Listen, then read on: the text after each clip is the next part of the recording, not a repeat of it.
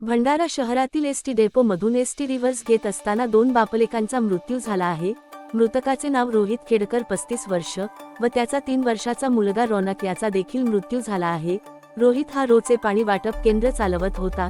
नेहमीप्रमाणे त्यांनी रिकाम्या रोक्यान नेण्यासाठी तो एसटी डेपोमध्ये आला। तितक्यात बस चालकाने रिव्हर्स घेतला, त्यात बापलेकाचा दोघांचा मृत्यू झाला आहे। सध्या घटनास्थळी मोठ्या संख्येने नागरिक जमले असून तणावपूर्ण वातावरण निर्माण झाले होते।